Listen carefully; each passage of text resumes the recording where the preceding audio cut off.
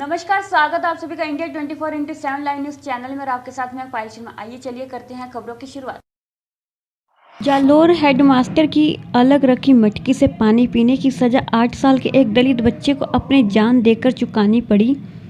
सायला क्षेत्र के सुराना स्थित सरस्वती विद्यालय की तीसरी कक्षा में पढ़ रहे छात्र इंद्र कुमार पुत्र देवा राम मेघालय में शनिवार को अहमदाबाद में इलाज के दौरान दम तोड़ दिया।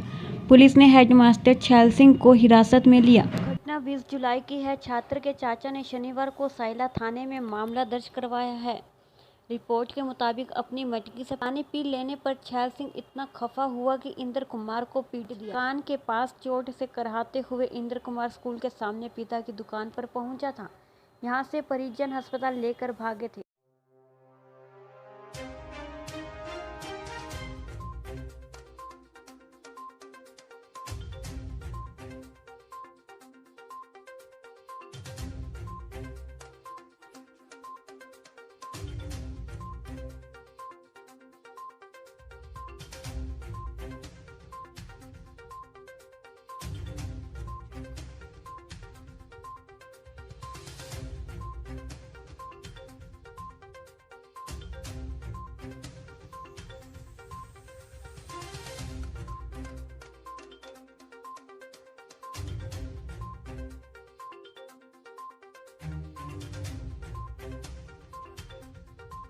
इंटू 7 लाइव न्यूज़ चैनल में आपके साथ में पायल शर्मा। आपको बता देते हैं कि आज के समय में भी एक तरफ जो सरकार है वो आज़ादी दिवस बना रही है, लेकिन वहीं पर आपको बता देते हैं कि दलित जाति के साथ आज भी कितना भेदभाव किया जा रहा है। जालोर में खुराना स्थित के अंदर एक तीसरी क्लास के छात्र के साथ इतनी बेरहमी से उसकी हत्या कर दी गई है।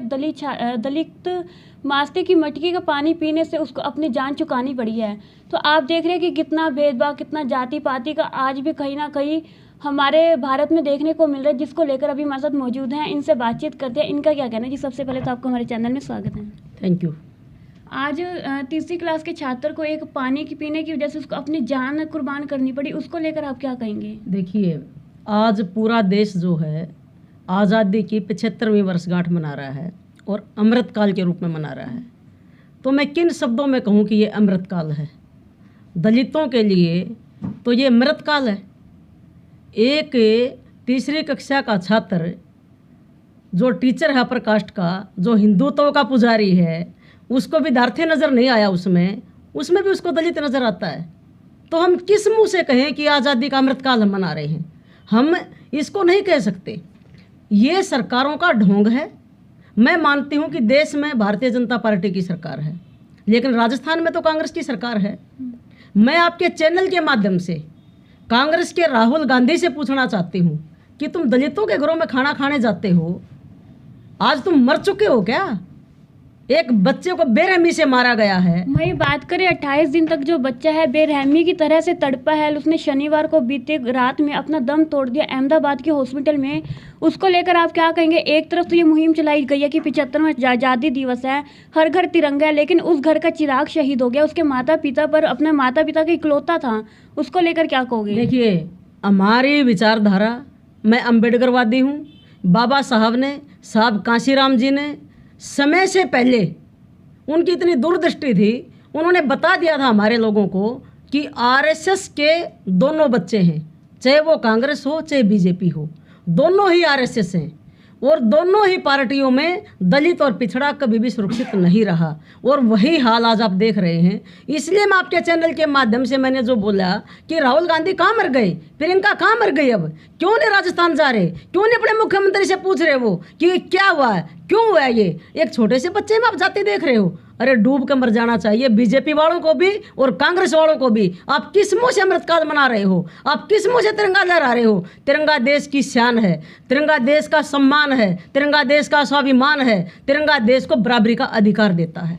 वही बात करें, आप कह रहे हैं कि कांग्रेस और बीजेपी को मर जाना चाहिए, लेकिन वहीं पर बात करें जब इलेक्शन का समय आता है, सरकार घर घर जाती है, उसी घर का पानी पीती है, तब ये जाति पाति नहीं देखते। आज इन्होंने जाति पाति देखी, उसको लेकर क्या कहेंगे? अरे दलितों की, पिछड़ों की 85% की वोट लेने के लिए कांग्रेस बीजेपी अपनी लड़की भी देने के लिए तैयार हो जाते हैं कि सगाई कर देंगे हम, अपने लड़के का रिश्ता ले लो, लेकिन वोट लेने के बाद जब चुनाव जीत जाएंगे तो लड़की नहीं देंगे। ये इतने बेशरम लोग हैं, ये इतने गद्दार हैं देश में दलितों और पिछड़ों के लिए। इन्होंने दलितों को और पिछड़ों का खून चूसा है, इन्होंने देश को बर्बाद कर दिया है।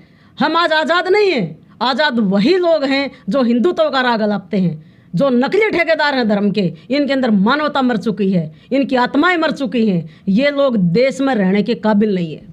आपने कहा कि लोगों की आत्मा मर चुकी है, लेकिन आज वही लोग हैं अपने घर घर तिरंगा लगा रहे हैं। आप लोगों को किस तरह का संदेश देना चाहोगे, क्योंकि लोग हैं अंधविश्वास है, भेड़ चाल माना गया है। देखिए, बाबा साहब ने क्या कहा था, शिक्षित बनो, संगठित रहो, संघर्ष करो।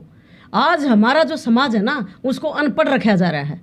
सरकारी स्कूलों में उनको शिक्षा मिलती है, सरकारी स्कूल में शिक्षा थोड़ी मिलेगी बच्चों को। सरकारी स्कूलों में बच्चों को शिक्षा थोड़ी मिलेगी। सरकारी स्कूल में तो बच्चों को गड़े हुए अनाज का दलिया खिला के उसके दिमाग को खराब किया जा रहा है, ताकि ये बच्चे पढ़ के हमारे से सवाल जवाब ना कर पाए। और उसका नतीजा हम देख रहे हैं कि घर घर तिरंगा लहराना बहुत अच्छा है, घर के ऊपर लहराएं, लेकिन अपने दिलों में भी तिरंगे का सम्मान करें।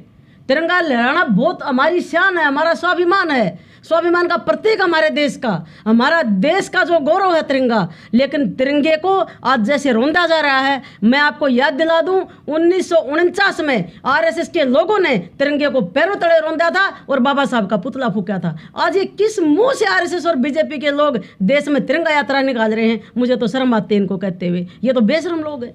आपने कहा तिरंगा हमारी शान है, लेकिन ऐसी शान का क्या फ़ायदा कि आज भी लोग बेरहमी से मरे रहे हैं, और कुछ लोग हैं कि जिनके साथ इतना अत्याचार हो रहा है। देखिए, तिरंगा हमारी शान है, थी, आगे भी रहेगी। आज जिन लोगों के हाथ में तिरंगा है उनको अपना सुधार करना पड़ेगा। कमी तिरंगे की नहीं है, कमी संविधान की नहीं है, कमी तिरंगा जिनके हाथों में है उनके अंदर है, कमी उन लोगों के जिन्होंने संविधान को लागू नहीं किया, उनको सुधरना पड़ेगा।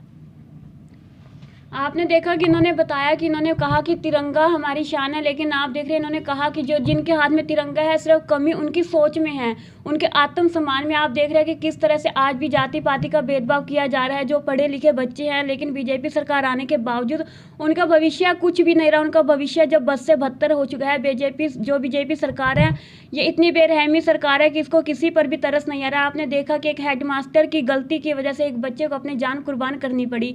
तो इसी के साथ जुड़े रहे India 24x7 live news channel के साथ। आपके साथ मैं पायशा। नमस्कार, धन्यवाद।